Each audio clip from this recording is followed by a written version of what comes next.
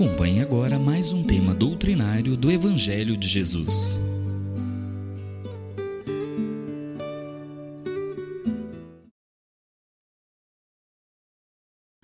Inicialmente queremos agradecer os nossos irmãos do Grupo da Fraternidade Espírita, irmão Aniceto, pelo convite para falarmos sobre o tema Não saiba a vossa mão esquerda o que dá a vossa mão direita.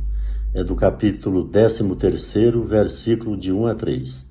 Tende cuidado em não praticar as boas obras diante dos homens, para serem vistas, pois, do contrário, não recebereis recompensa de vosso Pai que está nos céus. Assim, quando derdes esmola, não trombeteis, como faz os hipócritas nas sinagogas e nas ruas, para serem louvados pelos homens. Digo-vos em verdade que eles já receberam sua recompensa. Quando derdes esmola, não saiba a vossa mão esquerda o que faz vossa mão direita, a fim de que a esmola fique em segredo, e vosso Pai, que vê o que se passa em segredo, vos recompensará. São Mateus, capítulo 6, versículo de 1 a 4. Tendo Jesus descido do monte, grande multidão o seguiu. Ao mesmo tempo, um leproso veio ao seu encontro e o adorou, dizendo: Senhor, se quiseres, poderás me curar. Jesus, estendendo a mão, o tocou e disse: Quero, fica curado. No mesmo instante, desapareceu a lepra. Disse-lhe então Jesus: Abstém de falar disto a quem quer que seja, mas vai mostrar-te ao sacerdote e oferece o dom prescrito por Moisés, a fim de que ele sirva de prova. São Mateus, capítulo 8, versículo de 1 a 4. E em fazer o bem sem ostentação há grande mérito. Ainda mais mérito é ocultar a mão que dá. Constitui marca incontestável de grande superioridade moral. Porquanto, para encarar as coisas de mais alto do que faz o vulgo, mistério se torna abstrair da vida presente e identificar-se com a vida futura. Numa palavra, colocar-se acima da humanidade, para renunciar à satisfação que advém do testemunho dos homens e esperar a aprovação de Deus. Aquele que prefere ao de Deus o sufrágio dos homens prova que mais fé deposita neste do que na divindade, e que mais valor dá à vida presente do que à futura. Se diz contrário e procede mesmo como se não cresce no que diz. Então, essa mensagem ela é muito importante.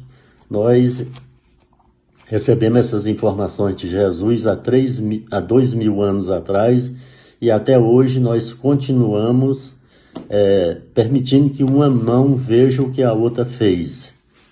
Então Jesus curou aquele leproso e advertiu que ele não contasse para ninguém. Ele deixou aí então a mensagem para nós atendermos necessitados sem querermos aparecer, colocando Deus acima de tudo. E o segredo para que aquele mérito fique restrito apenas ao plano terreno, mas que ele seja escrito no livro da vida. Então Jesus, a todo instante, ele nos alertava sobre isso, falava da vida futura. Por que ele falava da vida futura? Era com a intenção de que a gente buscasse riquezas para a vida futura, riquezas que fossem depositadas no céu, Quando a gente chegasse lá, pudéssemos ser recebidos não por que nós fomos, mas pelo que nós fizemos, pelas boas obras que nós praticamos aqui na Terra.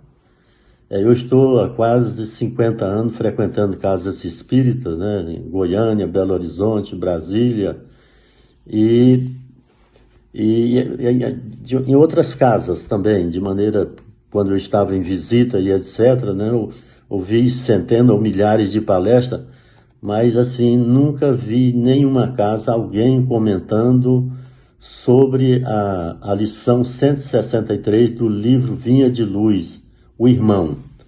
Então, nessa lição, o Emmanuel traz 10 grandes ensinamentos para que a gente realmente pratique a caridade e que ela possa ser depositada no reino de Deus. Então, é interessante que a gente possa estudar, ler, estudar, interiorizar e colocar em prática todos esses ensinamentos. Então, o Emmanuel, através da mediunidade Francisca Xavier, trouxe essa lição. Assim como a lição anterior, que é luz inextinguível, no antepenúltimo parágrafo, ele fala uma coisa interessante. Quer dizer, o teu ato em um local é teu advogado em toda parte. Ele não colocou será. Então é uma coisa determinística. Uma bondade que você pratica em um local, se você estiver em sua terra, será seu advogado. Se você for exilado ou for para um planeta mais evoluído, será sempre teu advogado. Mas para ter esse advogado, nós precisamos atender o que recomenda o Evangelho, né? A mão que faz, a outra não pode ficar sabendo o que ela fez. Então é aquela verdadeira caridade, a caridade que a gente faz sem segunda intenção, conforme preceitua a questão 893 do Livro dos Espíritos, né? Você deve praticar a caridade, deve fazer um ato, deve atender um necessitado, uma pessoa, sem esperar recompensa, não ter nem sequer uma segunda intenção. Então esse ensinamento é muito valioso e poderá nos ajudar. Nós da doutrina espírita sabemos, conhecemos da fala de Jesus sempre sobre a vida futura. Nós permanecemos aqui na Terra como se fôssemos habitar para sempre. Nossos atos estão sempre voltados para ações e atividades na Terra. Mas Jesus recomenda que devemos também e até prioritariamente atuarmos em algo que possa reverter em benefício para nós na vida futura, né? Ele, especialmente mais no final da vida dele, ele alertou muito sobre a vida futura, que mandaria um outro consolador para falar tudo o que ele disse e algo mais, né? E nós ainda não entendemos completamente essa mensagem, essa alerta, essa recomendação de Jesus para darmos prioridade à vida futura.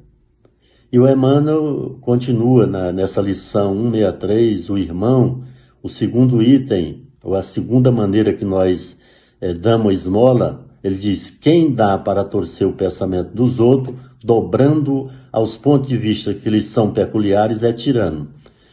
Nós sabemos que tem o valor do ato que a gente faz, mas a tirania acaba fazendo com que a gente também seja penalizado. É claro que Jesus, Deus e os mentores têm paciência, eles vão esperar o tempo que for necessário para que a gente aprenda isso, né? E é claro que nós vamos fazer essas caridades até de maneira não muito correta e até aprender. Então esse tempo Jesus vai nos dar e ele vai ter realmente toda a paciência conosco. Ele chama atenção, o Emmanuel, que quem dá para livrar do sofredor é displicente. Então é uma penalidade menor quem faz esse tipo de caridade, né? Isso acontece muito quando a gente chega num sinaleiro, que às vezes aparece uma criança, uma pessoa necessitada pedindo esmola, e às vezes a gente baixa só um pouquinho com medo de ser assaltado e dá uma moedinha. Então eu estou apenas me livrando daquela pessoa, e até para que ele não risque o meu carro e etc. Isso não é caridade. Então nós precisamos receber esse irmão, dar visibilidade. Como é que eu dou visibilidade? Na maioria dos sinaleiros demora ali 1 minuto, 1 minuto e meio. Nesse tempo dá para perguntar o nome da pessoa. Quando eu pergunto o nome daquele necessitado, ele já começa a ter visibilidade social. Que o peso maior, o dano maior dessas pessoas que pedem é perder a identidade, ser um invisível. Então, no momento que você pergunta o nome dele, de onde ele veio, se tem família, se é uma criança, se ele estuda, a pessoa começa a ter visibilidade. Eu vi um relato de um caso que uma criança chegou pedindo um pão velho para uma senhora e ela ficou ali, conversou com ele um bom tempo, perguntando tudo isso que eu comentei com vocês. E no final de algum tempo, a senhora perguntou: o que mesmo que você me pediu? Eu disse: nada não. Então ele realmente não estava com tanta fome, ele estava com fome de ser visto, de ser notado, né, de ser incentivado, né? Então quem dá para se livrar do sofredor é displicente e acaba cometendo falta. E aí o Emmanuel diz ainda: quem dá para exibir títulos efêmeros é tolo, né? Então, às vezes a pessoa quer mostrar que ele tem condição. Você pode receber um parente que está numa situação difícil e tal, e a pessoa vai querer se mostrar, querer aparecer, né? Então, é uma tolice fazer isso. E aí acaba humilhando. Nós encontramos em algumas partes do Evangelho, dos livros escritos por Chico Xavier, Divaldo Franco e outros, que muitas vezes uma esmola dada com humilhação amarga que nem fel. Então não podemos fazer isso, quer dizer, a pessoa já está numa situação humilhante e ele, ao ser humilhado mais uma vez, né, ele pode ser que ele esteja lapidando a sua alma, mas eu estou adquirindo dívidas. Precisamos saber que nós todos somos devedores. Quando eu dou algo para alguém, uma roupa, um medicamento, um dinheiro, eu estou fazendo a minha obrigação, porque Deus me concede o oxigênio, a saúde, a família, o emprego, né? Eu recebo concessões a todo instante da bondade divina e eu preciso retornar isto. Mas eu tenho também dívidas, eu preciso quitar a dívida. Então, quando eu dou algo disso aí, eu começo a debitar todos aqueles roubos que eu fiz, aqueles desvios que eu fiz no passado. Às vezes eu vejo uma pessoa que está embriagado ou está drogado no sinaleiro, mas a gente deve dar o dinheiro. O Chico Xavier, uma vez, apareceu uma pessoa dessa e ele não deu.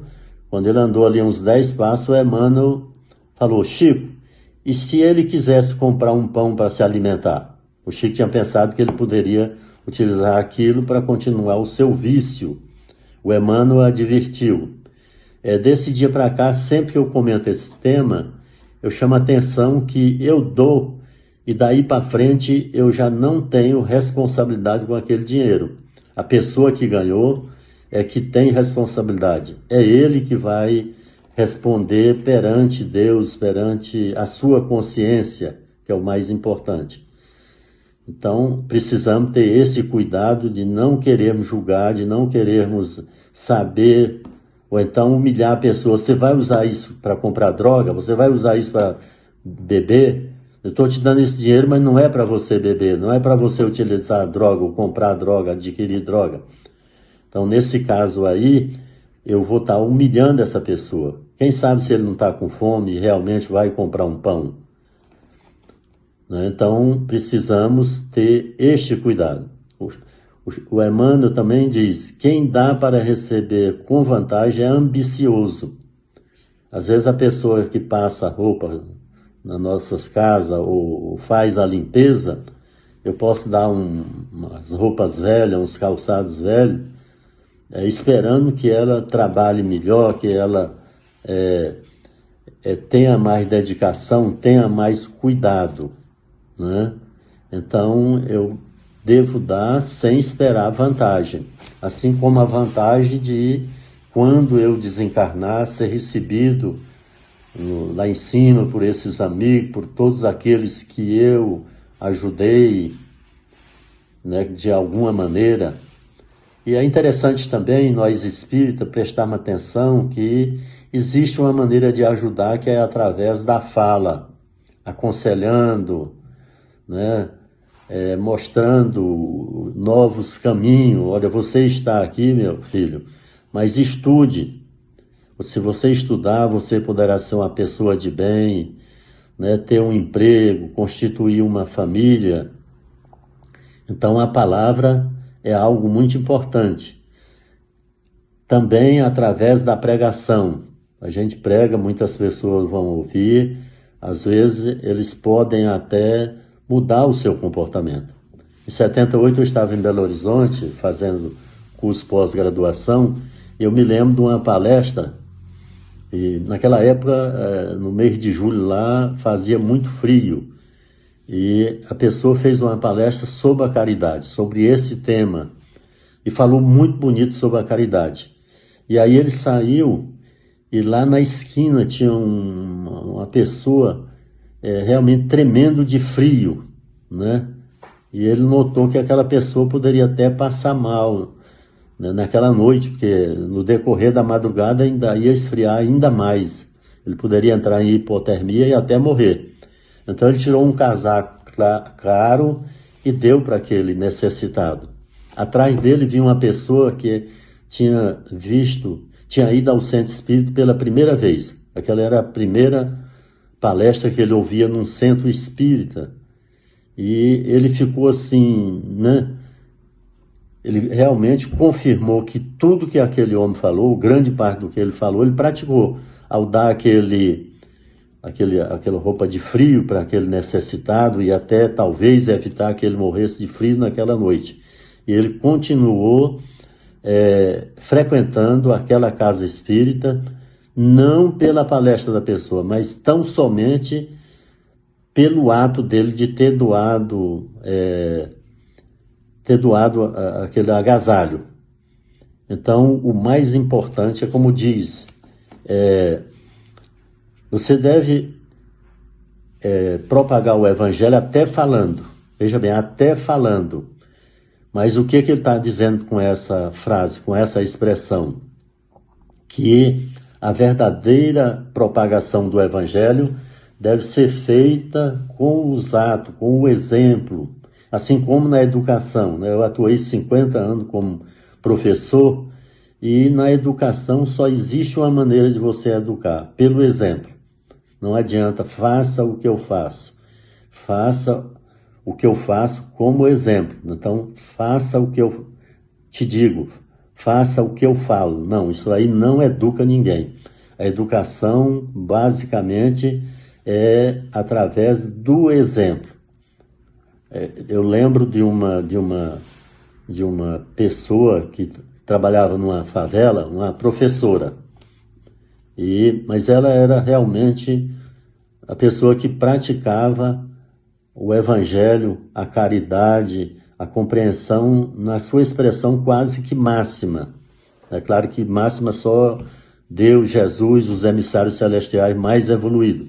Mas aquela senhora, ela tinha um comportamento muito grande, ela educava aquelas crianças de favela que eram agredidas nos seus lares e que iam para lá com fome, que se alimentavam, e ela alimentava aquelas crianças com palavras de carinho e palavras baseadas no evangelho. E depois de alguns anos eles fizeram um estudo naquela favela e numa região dela a quantidade de crimes era bem menor. E eles, mas por que essa região aqui, então o pessoal que residia na proximidade daquela escola, né, as crianças, os jovens, cometiam uma quantidade de crime bem menor do que o restante daquela área. E aí eles foram estudando e chegaram na professora. E aí entrevistaram muitas crianças. E eles falavam que eles mudaram a maneira de ser, se tornaram melhores, menos agressiva com a família, na sociedade, em função do amor, do atendimento daquela professora. E que eles tinham respeito e gratidão a ela mais do que aos seus pais.